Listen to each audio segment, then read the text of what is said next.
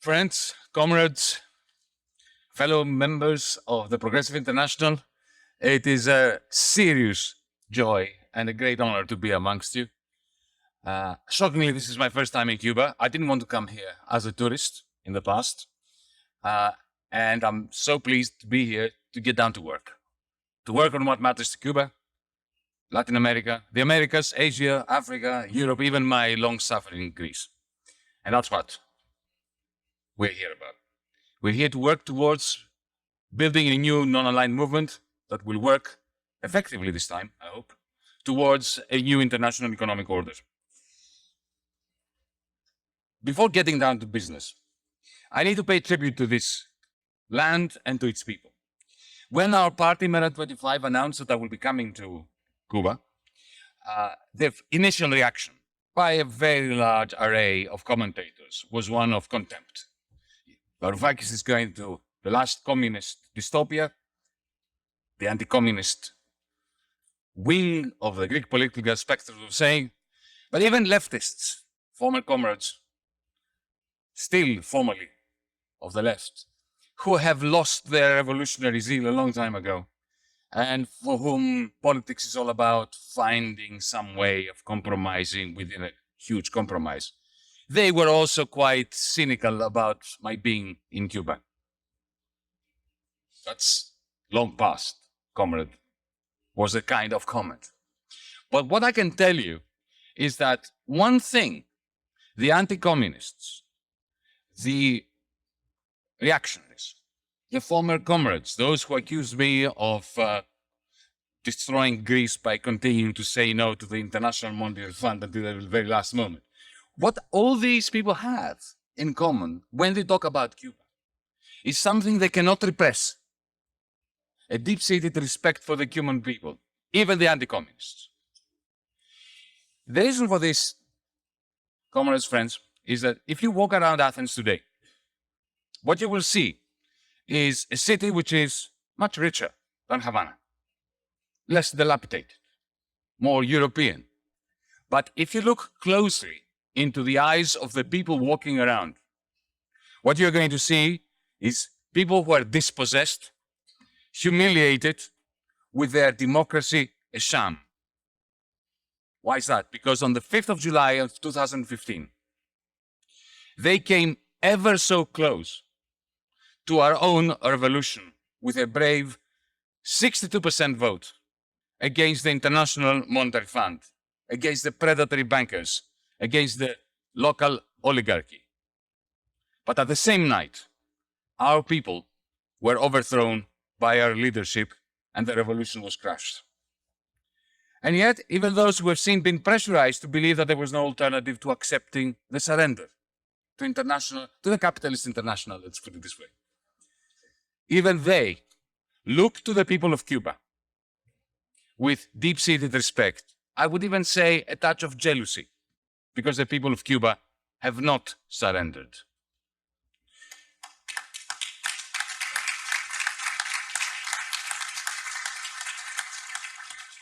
Well, speaking of Athens, and that's the last time I mentioned my homeland, back in May, it was the 13th of May, on behalf of the Progressive International, together with wonderful comrades Jeremy Corbyn from the United Kingdom and Ece Temelkuran from Turkey, we issued the Athens Declaration.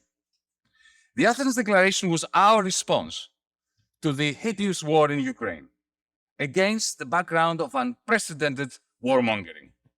It was also the first call for a new non-aligned movement. Allow me to read some brief extracts from that Athens Declaration. We stand with every people suffering invasion, displacement, and aggression. We demand an immediate ceasefire in every conflict, the withdrawal of occupying forces, and a comprehensive peace under the auspices of the United Nations. We oppose the division of the world in competing blocs that invest in rampant militarism, hyper-modern weapons of mass destruction, and a new Cold War. We believe that lasting peace can be achieved only by replacing all military blocs with an inclusive international security framework that de-escalates tensions, expands freedoms, fights poverty, limits exploitation, pursues social and environmental justice, and terminates the domination of one country by another. With these thoughts in mind, we call upon Democrats across the world to join forces in a new non-aligned movement as a route to lasting peace and globally shared prosperity. And there you have it. 50 years after the original non-aligned movement, we're back at square one. We're trying to build it up again. First in Athens, today in Havana. Thankfully, we don't need to write new, inspiring speeches. We have them. We have a good stock of them. All we need to do is to repeat the words of Fidel at the United Nations Assembly in October of 1979, when he said, "The din of weapons, threatening language, and arrogance on the international scene must cease. Bombs can kill the starving, the diseased and the ignorant, but they cannot kill hunger, diseases, or ignorance." And that the international monetary system, said Fidel, predominating today is bankrupt and it must be replaced. Well, nothing can be more current today. Let us not get depressed that we are back at square one, that we need to repeat the same speeches and launch the same campaigns. Because, comrades, we need to remember that every generation is condemned to fight the same fight again and again and again, with greater focus every time, and always by learning from the mistakes of the previous generation. So as we are restarting the process of building a new non-aligned movement to forge a new international economic order, we must ask ourselves, why did we lose the last time? Why were we so comprehensively defeated in the 1980s and the 1990s? Why did the original non-aligned movement fall prey to neo-imperialism's highest form, which is, of course, globalization, financialized, capitalist globalization? The short answer is because capitalists, in practice, proved better internationalists than we were. Because they understood the nature of neo-imperialism better than we did. And that's why they won. What did they understand better than we did? They understood better than we did the new audacious imperialism that was born in 1971 when Bretton Woods collapsed and the United States dollar was no longer convertible to gold, prompting Richard Nixon to send a message to Europeans, European governments, and the world's capitalists saying, the dollar, as of today, is your problem. And how right Nixon was. As the US, I shouldn't say American, as the US deficit skyrocketed, the world was flooded with American dollars. And the banks, the central banks outside the United States, were forced to use these American dollars, since they could not be converted to gold anymore, as the reserves with which they backed their own currency. The dollar suddenly became something like an IOU, issued by the hegemon. Before long, the global financial system was backed by IOUs, issued by the hegemon, who decided what foreigners holding those IOUs could do or couldn't do with the IOUs issued by the hegemon. America was now a fully fledged deficit country with a big trade deficit, but it was nothing like any other deficit country in the world. You see, Argentina, France, India, Greece needed to borrow dollars. America didn't need to borrow dollars to back up its currency. It didn't need to raise interest rates in order to prevent an exodus of dollars. The exodus of dollars was the foundation of American hegemony. Capitalists in surplus countries, countries like Japan, Germany, and later, of course, China, saw the American trade deficit as a great savior. It was a huge vacuum cleaner, the American trade deficit, that was sucking into America the net exports of Germany, Japan, China.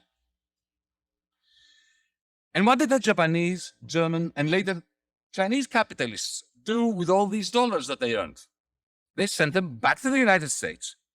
They couldn't do anything else with them. To buy property in the United States, American government bonds, and the few companies that the American government allowed them to buy, not Boeing, not Microsoft, none of the crucial ones. Meanwhile, the deficit countries in the global south, in Asia, in Latin America, they constantly agonized over a shortage of dollars, which they had to borrow from Wall Street to import medicines, energy, and the raw materials necessary to produce their own exports for earning the dollars with which to repay Wall Street. Inevitably, every now and then, as you all know, the global south deficit nations ran out of dollars and could not repay Wall Street. That is when the West sent in the bailiffs, the International Monetary Fund, that lent the dollars on condition that the debtor government handed over the country's land, water, ports, airports, electricity, telephone networks, even its schools and hospitals, to the local and to the international oligarchs, who'd grabbed this treasure, took rents, and what did they do with the rents? Sent them to American rentier capitalism to invest them. Washington, comrades, had found the magic formula that no other empire had discovered before, of how to make wealthy foreigners and wealthy governments and poor governments and the poor of the world finance the American government and the net imports of the American economy. A Chinese official once described to me globalization as something that was founded on a dark deal. That's how the Chinese official put it to me, a dark deal. Why did he call it dark? Because it was founded on a dark, unspoken, implicit pact between America's ruling class and foreign capitalists and rentiers. Let me put it slightly differently. Suppose you could end American hegemony today. There is a button here, you can press it and end US hegemony. Who would stop you from pressing it? Okay, the US authorities, the military, the CIA, Wall Street, Silicon Valley, they would try to stop you from pressing this button. But they are not alone. A crowd of non-Americans would stop you from pressing it, including German industrialists, Saudi sheikhs, Greek oligarchs, European bankers, and yes, Chinese capitalists. In other words, the supremacy of the dollar has been just as functional to the interests of US rentier capitalism as it was to German, Argentinian, Nigerian, Korean, and Chinese capitalists. Without the dollars and Americans' global dominance, Chinese, Japanese, Korean, or German capitalists would not have been able continually to extract colossal surplus value from their workers and then stash it away in America's rentier economy. Meanwhile, Argentinian, Greek, Russian, Ukrainian, and Indian oligarchs would not be able to loot our countries, take their public assets, liquidate them, and turn them into property rights in the United States. The lesson for us is simple. We must not repeat the mistake of thinking that the new international economic order will be built because the governments or the elites of the South are going to band together against the North, against Washington or the European Union. Our non-aligned movement will fail if we give it a narrow road of bringing together the G77, the BRICS, in opposition to the West. We need to beware not only the functionaries in London, in Paris, in Brussels, in Washington, who work tirelessly to make sure that we fail, that nothing changes, but also government officials who are very close to the interests of capitalists in the global South, including in China, and who use the US trade deficit to exploit their people, their country, and then stash their dollarized surplus in the United States, in the Cayman Islands, in Delaware, in the dollar circuits. Do we want to be true internationalists? If we do, then let's not forget who are the one people who have probably most to gain from the end of US dominance. The American working class in the United States, who have been condemned for decades to immiseration, to deaths of despair, to being called deplorables. Yes, let us never forget that imperialism's victims have always resided both in the metropolis and in the periphery. That the current international economic order, which we want to smash, inflicts different types of misery on workers everywhere. Globalization forced American workers into an immiseration brought on by underinvestment and deindustrialization. It was as if part of the global south had moved into the Midwest, into the north of England, into parts of Germany, into parts of Greece, of Italy, of Spain. At the same time, the same globalization process forced Chinese workers in the coastal towns of China to suffer the frenzied exploitation associated with overinvestment. It was as if parts of the north, of the global north, had moved to these Chinese cities. But the people working there were working with wages and conditions of the miserized global south. Different miseries, same recycling process, same recycling mechanism that takes values extracted at the local level and recycles them globally. Today, this same globalization, which turned American deficits feeding Chinese capital into American rents. This globalization today is being replaced, as we speak, by a new Cold War between the United States and China, one that poses an imminent threat upon life on Earth. What exactly is behind that new Cold War? China's frenzied industrialization was not a problem for Washington as long as the dark deal was operational, as long as Chinese capitalists needed the dollar to turn the United States trade deficit into an instrument for extracting surplus value from Chinese workers and then depositing it in the United States. As long as this was going on, Washington did not have a problem with the industrialization of China. So what has changed? Two things. The first thing that has changed is the emergence of a new type of capital. I call it cloud capital.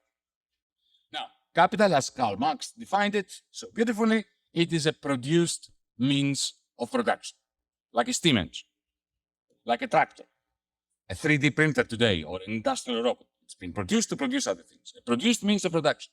What's cloud capital? Well, it is internet-based. It lives on the cloud. And it is a produced means of behavior modification. Behavior modification is something we always try to do. Every priest, orator, politician, author has tried to modify the behavior of people. Advertisers, that's what they do. They try to modify our behavior. But what has changed is that today machines using artificial intelligence are modifying behavior. They're a capital good. Who controls today cloud capital? Controls increasingly the world's surplus value. Now, how does this connect at all to the new Cold War? Well, it is the reason Donald Trump started it. Remember when he banned Huawei from using Android and then tried to Americanize TikTok? Why did he do that? America dominates the world by dominating finance through Wall Street and the dollar. But it is also increasingly dominating the world through cloud capital, Silicon Valley. China has been threatening for a few years, America's dominance in both fields, money and cloud capital. Friends, today, as we speak, there is an application, an app on Chinese phones. Actually, not only Chinese phones, you can download it. It's called WeChat. It belongs to Tencent, the Chinese conglomerate. Only today, 38 billion messages will be exchanged on WeChat, many of which include payments. Anyone who has that application can stream music, watch videos, read the news, and at the same time, without exiting the app, make payments. And that includes millions of non-Chinese who are connected to the Belt and Road Initiative, who have connections with one-based bank accounts. Now consider the other development of great significance. In October of 2020, the People's Bank of China initiated a remarkable experiment with a digital currency. If you put together WeChat or apps like WeChat from the Chinese private sector with the Central Bank of China's digital currency, what you have is the only superhighway of money and data that can compete with that of Wall Street, the Federal Reserve, the Central Bank of the United States, and Silicon Valley put together. Until recently, that was not a problem for Washington, because nobody really used that superhighway. It was like building a huge road, and nobody's traveling on it. Until Putin invaded Ukraine. And in retaliation, the United States confiscated $300 billion of Russia's central bank money. Suddenly, non-American money panicked. Not just Russian money. And increasingly, they have been using this Chinese-built superhighway. That is a worry for Washington. And it is the reason why Joe Biden last October launched total economic warfare against China by declaring a microchip ban. Nothing to do with the military, nothing to do with a worry that the Chinese military sector is going to improve rapidly and overpower the Americans. It's got to do with this superhighway of money and data. Friends, comrades, we've never been closer to a nuclear holocaust than today. When I was writing this speech, I checked the doomsday clock. Remember the doomsday clock from the 1940s? It showed 100 seconds before midnight. Today I checked it again, it's 90 seconds. Apparently because of some German tanks being sent to Ukraine. And that's without even looking at the other doomsday clock, which is ticking viciously, the one that is counting down the moment when humanity is going to go past the point of no return from climate disaster. And what is the global ruling class doing to avert these catastrophes? Nothing. They are doing everything they can to push humanity over both cliffs at once. This is why we need a new non-aligned movement and a new international economic order. At this point, I think it is important, it helps to clarify what it means politically, ideologically, and ethically to be non-aligned. It does not mean to be neutral. As we stated in the Athens Declaration, we are steadfastly on the side of the invaded, the victims of aggression, whether they are in Palestine, in Yemen, in Cuba, in Western Sahara, or indeed in Ukraine. But at the same time, we must be the first to criticize any abuse of freedom and democratic right wherever it happens. Our new non-aligned movement must reclaim freedom from the liberals that have usurped it. From Peru today, where our comrades are being shot dead, to Iran, where heroic women are leading brave men in their demonstrations against the theocratic regime under the banner Woman, Life, Freedom. You may object and ask, but is the Iranian government not fighting against US imperialism? Absolutely. However, just because a regime is at loggerheads with the United States, with US imperialism, does not give them a free pass to violate the basic freedoms and rights of our comrades in their countries. You see what I'm getting at? Our truly non-aligned movement must be dialectical. We must be able to defend the state of Iran from the encroachments of the CIA, the Pentagon, US imperialism, while at once supporting the progressives in Iran that are resisting the regime's corrupt theocracy and the local agents of the CIA in Iran trying to subvert the demonstrations against the government of Iran.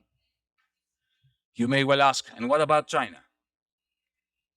How should the new non-aligned movement approach the China question? In two ways, I suggest. First, respectfully, in view of the magnificent economic miracle performed by the people of China, whose achievements we must defend against the encroachments of US imperialism and the new Cold War. And secondly, critically, not only in relation to basic freedoms and human rights, but also in terms of good old-fashioned class struggle. President Xi, recently, over the last year or so, has made some interesting pronouncements, interesting promises of a clash with China's rentiers, with China's big tech cloud capital owners, Jack Ma, for instance, and with traditional capitalists. Xi has outlined a program for boosting workers' incomes, something that I believe he understands has to take place against the model of mercantilism, of basing Chinese growth on net exports. Now, this is a difficult task for the Chinese government, and it would be good to be achieved, good for the Chinese people, good for a new international economic order, as it would be good for China during this new exploding debt crisis in the developing countries, in the global south, to give massive, large haircuts to the debt of countries that cannot repay.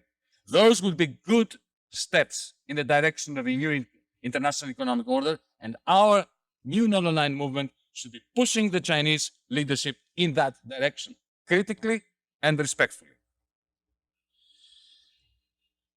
Now, turning to this concept of a new international economic order, how do we envisage it?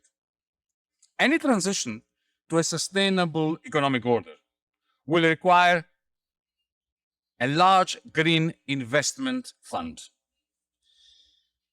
Cuba's Foreign Minister Bruno Rodriguez Parilla, in a recent G77 and China meeting, put the necessary figure to between 3.3 and 4.5 trillion dollars a year. I say that nothing short of $10 trillion a year will do. Are these feasible numbers? Yes, they are. Technically, of course they are. Imagine a repurposed World Bank, backed by a digital world currency unit, like the STRs, issued by a repurposed International Monetary Fund, where the deal is, internationally, that all capital and trade flows are denominated in this currency unit.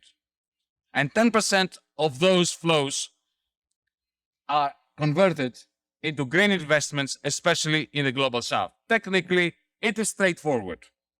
However, politically, it's not.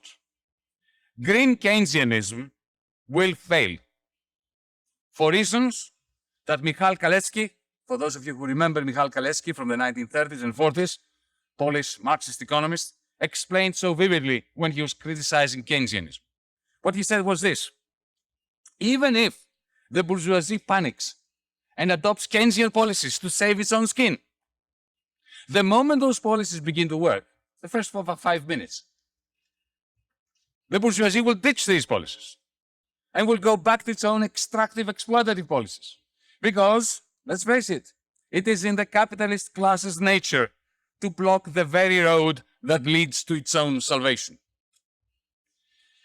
Which means only one thing: that to implement the necessary green Keynesian policies, we must do something that Keynes would have hated: dismantle the global empire of capital, which prefers to see the end of the world than the implementation of the green Keynesian policies that would prevent the end of the world. Now, how do we do that? Well, nothing short of a revolution will do, comrades. It's really very simple. Now, that may sound like an impossible thing.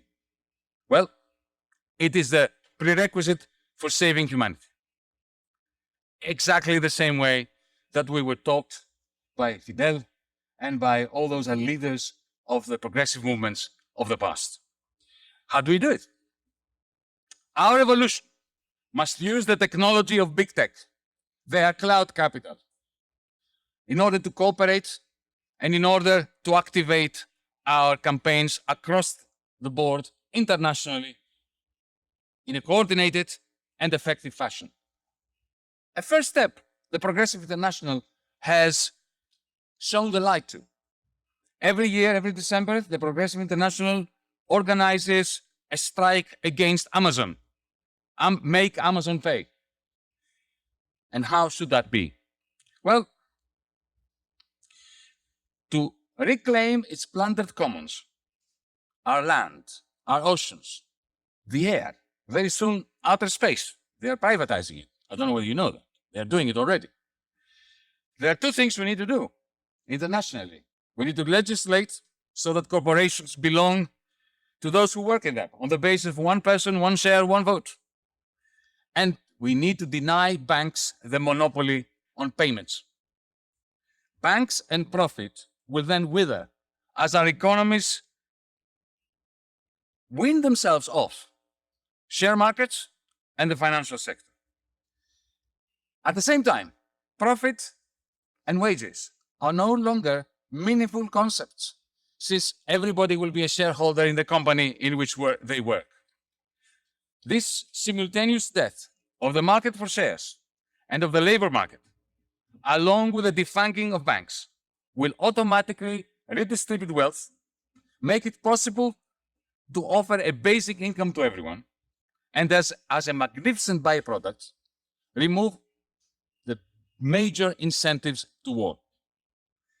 The end of capital's power over society will allow communities collectively to decide health provision, education, and investment in saving the environment from our virus-like growth. Genuine democracy would only then become possible, to be practiced in the workers' assemblies and in the citizens' assemblies, not behind closed doors where oligarchs meet. This twin democratization of money and capital sounds like an impossible dream, doesn't it? But I submit to you, comrades, it's not more impossible, or it doesn't sound more impossible, that once the idea of one person, one vote, of the end of slavery, of the end of the divine right of kings sounded. This twin democratization is nothing short of a precondition for the survival of us as a species. It is that simple. Those are the tasks of the new non-aligned movement we must now build. Its ultimate purpose: to end the legalized robbery of people and planet, which is fueling climate catastrophe. Nothing less than the total vanquishing of capital's authority over human societies can end depravity and save the planet. Comrades, friends, this is not a drill, and it is not a pipe dream. We can pull it off together. Thank you.